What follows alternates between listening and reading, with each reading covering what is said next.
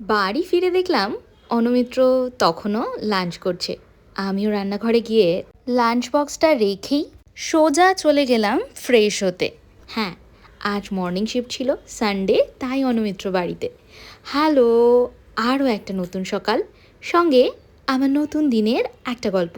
এই হলো আমাদের জীবন। প্রত্যেকটা সানডে তো ছুটি পাওয়া সম্ভব নয়, তাই অনুমিত্র বাড়িতে থাকলেও আমাকে সকালে হসপিটাল যেতেই হয়েছিল। তাই সকালে আর আজ তেমন কিছু বানানো সম্ভব হয়নি। ভাবলাম বিকেলে ওরা যখন বাড়িতে আছে কিছু একটু খাবার বানানো যাক। এমনিতেও সানডে করে বাইরের খাবার খেতে সবারই হয়তো একটু মন চায়, ছুটির দিন বলে কথা। তবে ভাবলাম রোল বানাই, তাহলে বুড়ুকেও একটু দেয়া যাবে। জানি না খেতে পারবে কি না, তবে ফ্রিজে চিকেনের যা হাল দেখলাম তা দিয়ে আমার মাথা ফেটে যাবে ঠিকই, কিন্তু চিকেন রোল হওয়া সম্ভব নয়। তাই ভাবলাম সসেজ রোল বানাই। বেশ কয়েকটা সসেজ বেশ কয়েকদিন ধরে ফ্রিজে পড়েই আছে, আর ওপেন করা জিনিস বেশি দিন খুব একটা ভালো থাকেও না। আর মা এইদিকে আমাকে ওই পরোটাটা বেলে সাহায্য করে দিচ্ছে, কারণ মা এগুলোতে বেশ এক্সপার্ট আমার থেকে। আর আমি শুকনো তাওয়ায় ওই রুটিগুলো সেঁকে নিচ্ছি, সাথে রোলে যা যা ইউজ করব সেগুলো একটুখানি কেটে গুছিয়ে নিই। ওই যে বললাম বুড়ুকে দেব, প্রথমটা ভেবেছিলাম ও ভালো খেতে পারবে, কিন্তু পরে আলটিমেটলি ও খেতে পারেনি, কারণ ময়দার রুটি যথেষ্ট শক্ত হয় আর ওর তো তেমন একটা দাঁত নেই। এর জন্য তোমরা যদি কেউ কখনো বাচ্চাদের জন্য ট্রাই করো, আমি সাজেস্ট করব একটা ওটসের পাতলা চিলা বানিয়ে নাও, তার উপর ডিমটা দিয়ে দিও। তাহলে আমার যে ভুলটা হয়েছে সেটা জেনারেলি তোমাদের হবে না। শসা, পেঁয়াজ, টমেটো, ক্যাপসিকাম সবই খুব পাতলা পাতলা স্লাইস করে কুচিয়ে নেব। আর এইদিকে রুটি শাখা ডান। এইবার সসেজগুলো একদম অল্প একটু বাটার দিয়ে খুব হালকা করে একটু সেঁকে নেব, যাতে সফটনেসটা ভেতরে থাকে, এদিকে আন্ডার কুকডও না হয়।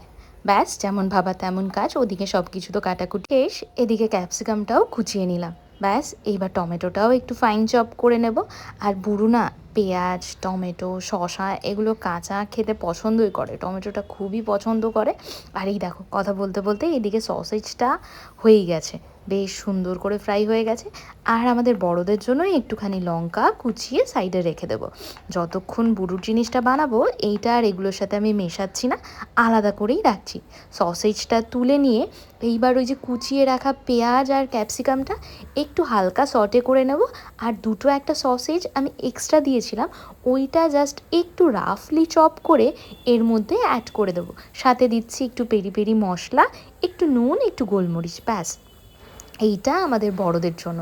এগুলো একটাও বুড়ুরটাতে আমি অ্যাড করব না। আর এই দেখো, একটুখানি সসেজগুলো হালকা করে কুচিয়ে নিলাম, এর 1/3-এরও কম আমি বুড়ুর রোলটাতে দেব। তোমাদের পুরোটাই দেখাচ্ছি।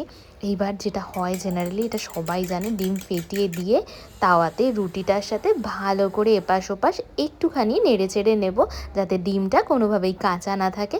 সব সময় এটা মাথায় রাখবে, বাচ্চাদের যদি কোনো খাবার দাও সেটা আন্ডার কুক না হয়। আমরা বড়রা অনেক কিছু সহ্য করে নিতে পারি, কিন্তু ছোটরা, ওদের ডাইজেস্টিভ সিস্টেম এতটাও স্ট্রং নয় যে আন্ডার কুক কোনো খাবার ওরা খুব ইজিলি ডাইজেস্ট করতে পারবে। এর থেকে ওদের অনেক রকম ব্যাকটেরিয়া গঠিত রোগ হওয়ার কারণ হতেই পারে। সেইটা মায়েদের, নতুন মায়েদের মাথায় রাখা খুব দরকার। এই দেখো, বুড়ুর রোলটাই ফার্স্টে বানিয়ে দেখাচ্ছি। আমি রুটিটার ওপরে একটুখানি শসা কুচি, খুব কম একটু পেঁয়াজ আর কয়েক টুকরো টমেটো দিলাম। কারণও টক দই, টমেটো, লেবু এই টক জাতীয় জিনিস খেতে খুব পছন্দ করে। আর সসেজ দিচ্ছি দেখো, ওই সসেজটার বোধহয় একটা স্লাইস করে কুচিয়ে নিলে যতটুকু হবে ঠিক ততটুকুই।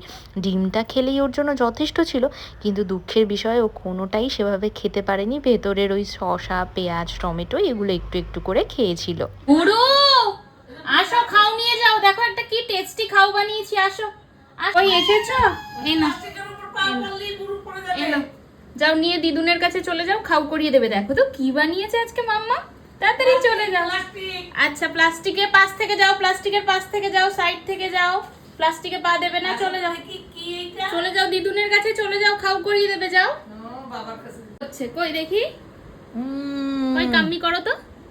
মা, একা একা খাও করছে আমার বুড়ি। এইবার অনেকেই অনেক রকম ভাবতে পারো এইটুকু বাচ্চা এইসব খাবার। অ্যাকচুয়ালি বড়রা যা খায় বাচ্চাদের তার উপর খুব ইন্টারেস্ট থাকে। এই কারণেই ডক্টর বলে দেখবে 8 মাস বা একটু 9 কামনি করে মাসের খাও। পর থেকে যখন বাচ্চা সলিড ওলে খাবার বা বাবা রে, ফিঙ্গার ফুড শোন নিজে আছে। বসে খেতে পারে তখন বড়দের সাথে বসিয়েই খাওয়ানো উচিত। এইবার তোমরা ভাবতে পারো এই রোলটা আমি কেন ওকে দিচ্ছি। কারণ আমাদের এটা খেতে দেখলে ও এটার জন্য জেদ করতে পারে।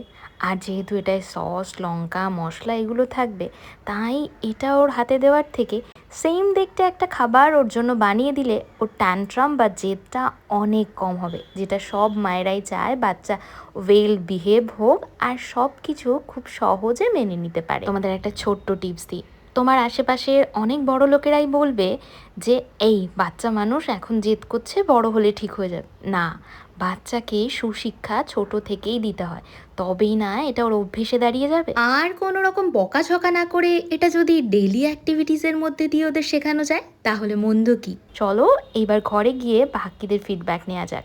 আর তোমরা জানিও আজকের ব্লগটা তোমাদের কেমন লাগলো। যদি ভালো লাগে please do like comment and share.